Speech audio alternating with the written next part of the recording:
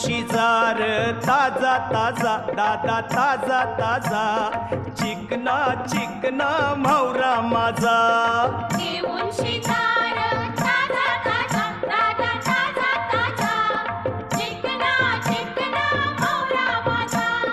घेऊन शिजार ताजा ताजा दादा ताजा ताजा चिकना चिकना म्हावरा माझा